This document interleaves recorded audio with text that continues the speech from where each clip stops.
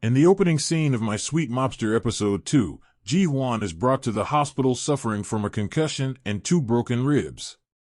When Ji-hwan's men depart, he can't help but think of Eun-ha throughout his brief stay in the hospital. Ji-hwan conducts a thorough internet search and discovers Eun-ha's identity as Ms. Minnie, a maker of kid-friendly content. He goes through every one of her WeTube videos and watches them all. Our prosecutor Hyun-soo is at home having a cup of coffee and watching Eun-ha's videos at the same time. The next day at work, Hyun-soo watches her at his team's office after noticing a coworker leaving her child unsupervised in the hallway. When Chi-fo brings up the incident at Club Cat and the fact that Ji-hwan ended up at the police station, Hyun-woo becomes interested. Chi-fo considers the event to be straightforward, but Hyun-woo thinks there must be more to it because Ji-hwan was detained at Yang-hee's club, which is his competitor. Back in the hospital, Ji-hwan watches Eun-ha's most recent bubble-making film and begins to get visions of her.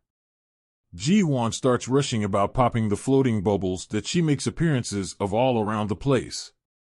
Ji-hwan nearly injures Eun-ha after mistaking her for a bubble when she pays him a visit. Ji-hwan's men discuss Eun-ha's identity and the reasons behind her injury to their boss in the meantime. They come to the conclusion that Yang-hee sent this deadly woman to kill Ji-hwan. While Eun-ha is still present, Ji-hwan's men pay him a visit at the hospital, and he conceals her under a blanket. She listens in as the guys debate how to deal with her for being a kitty gang spy who is using the Macaron Soft gang as a front for her spying activities. Before sending his men out of the room to allow Eun-ha to go, Ji-hwan expressly orders them not to touch Eun-ha. Later, Eun-ha learns that, without her permission, her company uploaded a nasty viral video disparaging Ji-hwan's business. CEO Ma is happy with the video's millions of views so far. Eun-ha, however, is opposed to it since it contradicts her moral principles. She is chastised by her coworkers and the comments on her channel, nevertheless, for sharing the kind of film on a channel catering to children. Additionally, Ji-hwan's company loses relationships, big and small stores pull their products, and customers boycott Thirsty Deer as a result of the footage, which also damages the brand's credibility. Eun-ha tries to clarify in a comment on the video, but she is unable to log in since the password has changed. When Ji-hwa and Tu-young arrive at Eun-ha's business, they are carrying a lawsuit alleging financial loss, psychological harm, and slander. Director Lee and CEO Ma place the blame on Eun-ha, which leads Ji-hwa to misinterpret her once more.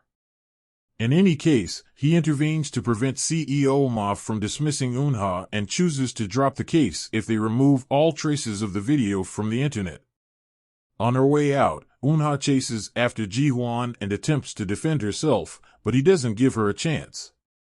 Eun-ha gets upset when he calls her names and accuses her of sabotaging his business and staff in order to get money. He also promises to give her the money. Ji-hwan bumps into Eun-ha's colleague as they are leaving. Ji-hwan is already gone when Kang Yin-na, who appears to recognize him, chases after him. The next day, Thirsty Deer is a hive of activity as the many teams attempt to figure out how to get out of their current situation. The customer service center is inundated with calls, and the charges have progressed to include a rumor that the company puts narcotics in its sausages.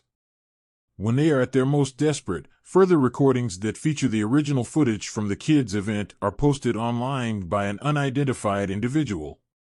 After watching the tapes, Ji-hwan regrets what he said to Eun-ha. To clear the company's reputation, she uploaded the original director Lee footage online. Subsequently, Ji-hwan follows Eun-ha in stealth after spotting her arrive at the hospital. When he finds out that she volunteers in the hospital to play with the children, she just keeps surprising him. After the volunteer session, Eun-ha goes to Ji-hwan's room with a present, but no one answers the door, so she leaves the gift outside.